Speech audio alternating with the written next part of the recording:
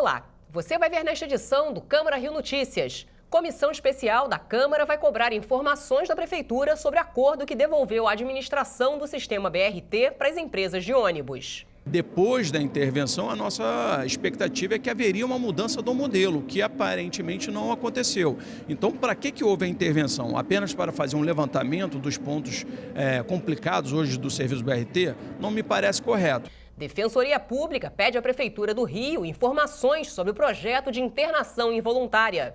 E você vai conhecer a exposição que está levando a linguagem do celular para o Museu Nacional de Belas Artes. A obra O Remorso de Judas, de 1880, recebeu as hashtags X9, Sofrência e Deu Ruim. Estou achando interessante porque chama a atenção principalmente do público mais jovem, né, que gosta de interagir através das redes sociais. Não saia daí, a gente volta já.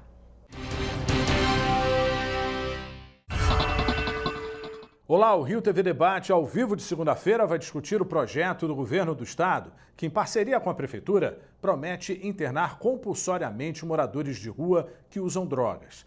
Entre os debatedores, somente parlamentares. Para discutir o assunto, foram convidados os vereadores Alexandre Arraes, Raimon, Tereza Berger e Jones Moura. Você não pode perder. É ao vivo, às 2h30 da tarde, aqui na Rio TV Câmara.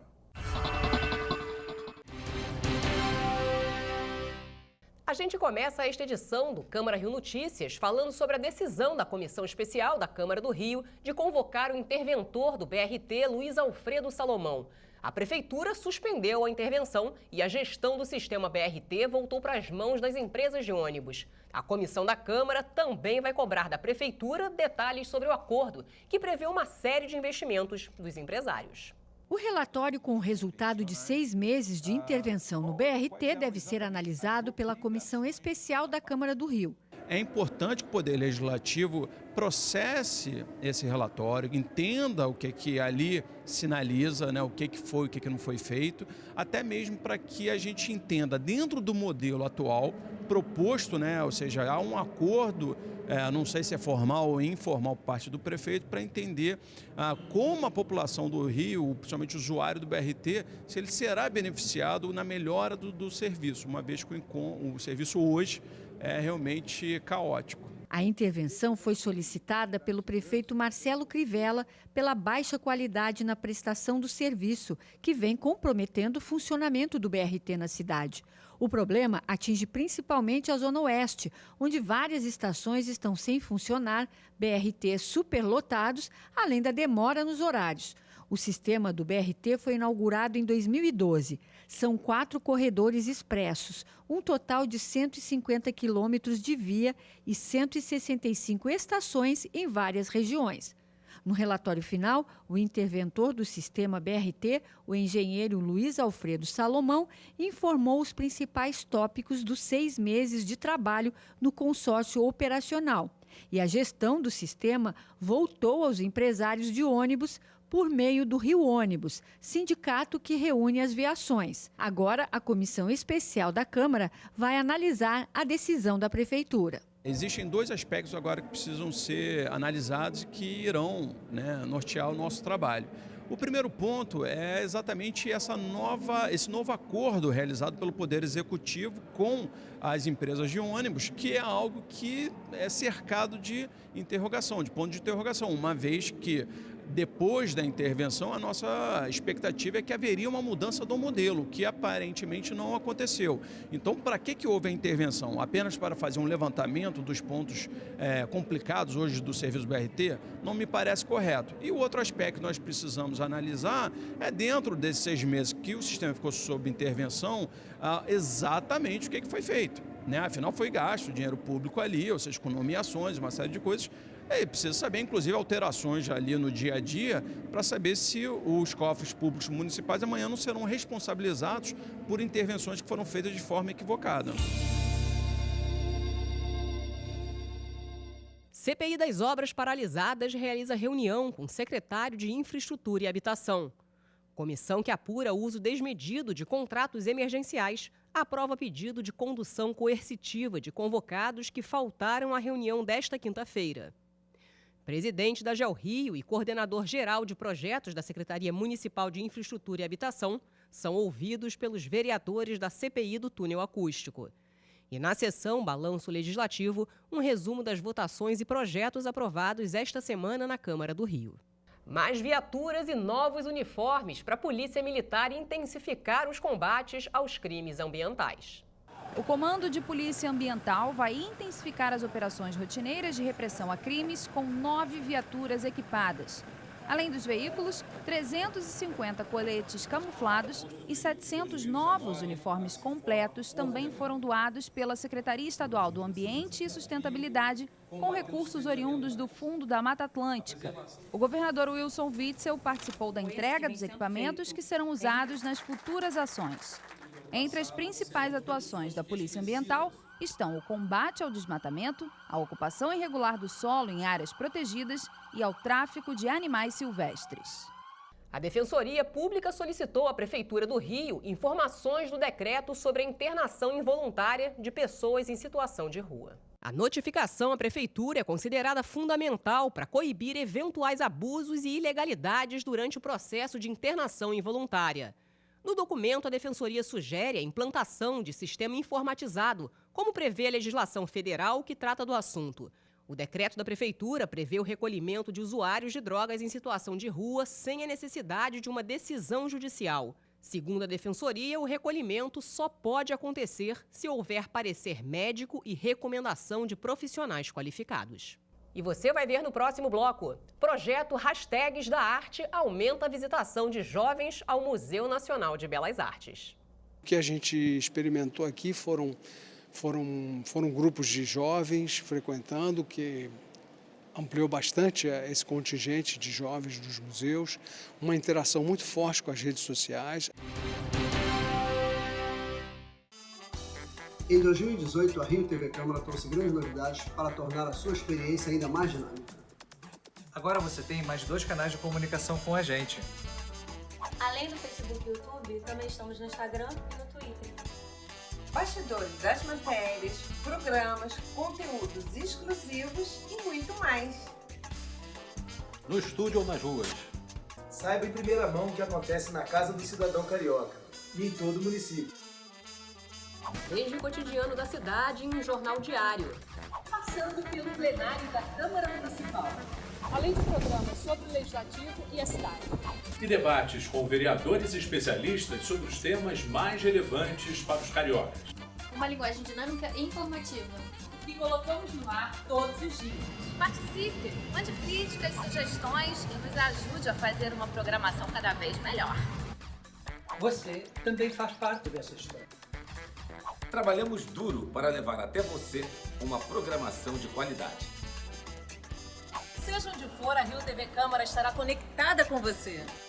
Siga a Rio TV Câmara nas redes sociais.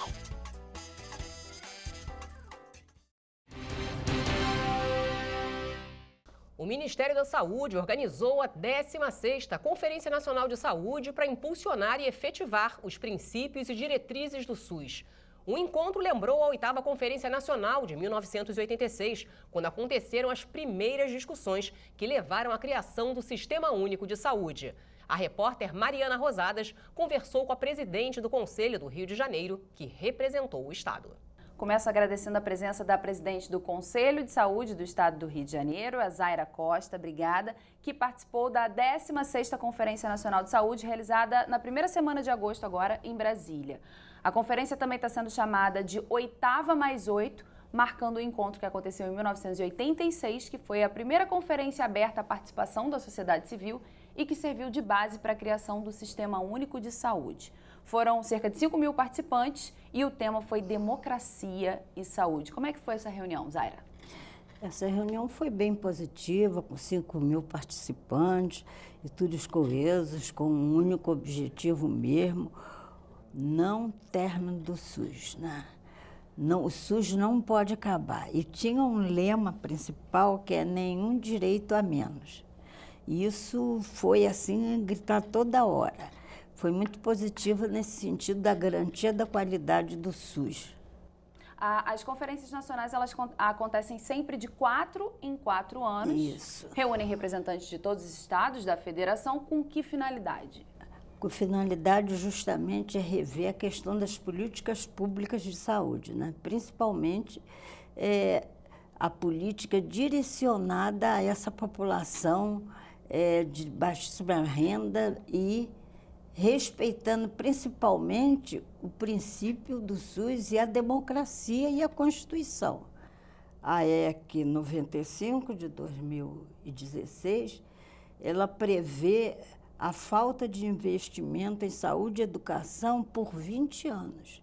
Então, no momento que você cria essa perspectiva de não investimento de saúde, quem sofre é o controle social e a população. E um dos pontos de destaque foi uma proposta de investimento de 15% da Receita Bruta Federal na saúde. Isso, e até alguns estavam pedindo 20%. E você sabe que na prática isso não acontece. Por exemplo, no estado do Rio, nós temos por obrigação, por lei, de investir 12%. E não houve esse investimento. Nós, enquanto Conselho Estadual de Saúde, nós temos assim, acesso às contas do Estado e somos nós que aprovamos ou não as contas da Secretaria de Saúde. Então, nós vimos que houve um investimento muito baixo em saúde no Estado. Abaixo do previsto? Abaixo dos 12%. Se chegou a uns 7% ou uns 5%, eu acho que foi o máximo. Então, com isso, toda a população sofre. Porque no momento que você quer investir em saúde básica, que são as clínicas de saúde, as UPAs, né? Então, você vê que não há estrutura para a demanda. A demanda é muito grande, aí forma, só que ela tem a questão da regulação, né? Da regulação, que são as questões daquelas filas enormes de pessoas que esperam por uma vaga para consulta e para a cirurgia. Isso tudo demanda um investimento maior em saúde.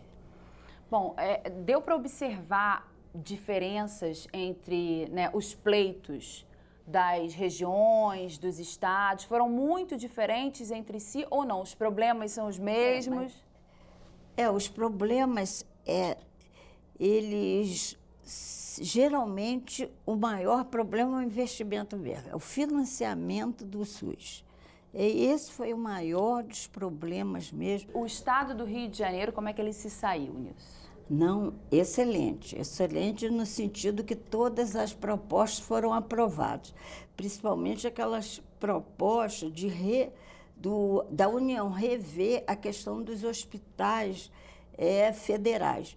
Tem o Bom Sucesso, né? Tem o Hospital dos Servidores, que estão sucateados. Então, uma das propostas que nós fizemos foi essa, né? De revisão e maior investimento na saúde pública nesses hospitais federais. Pela primeira vez vai haver uma devolutiva da Conferência Nacional de Saúde.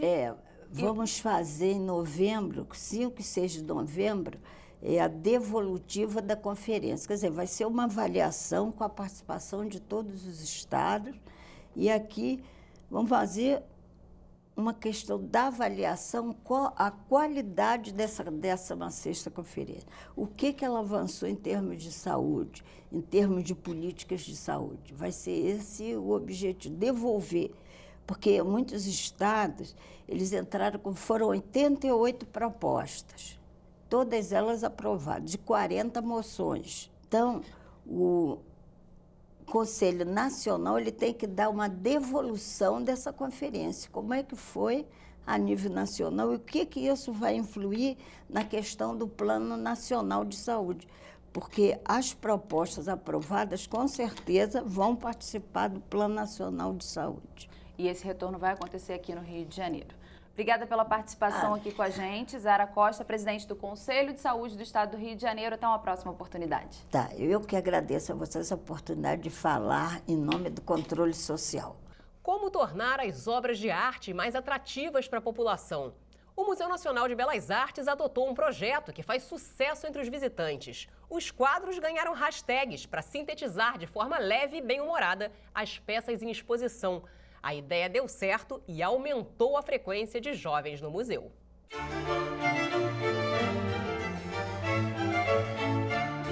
Um olhar digital para obras do século XIX. Ao longo das duas maiores galerias do Museu Nacional de Belas Artes, 40 peças do acervo ganharam o que se pode chamar de apelidos. A mostra surgiu de uma parceria entre o museu e uma agência carioca de publicidade.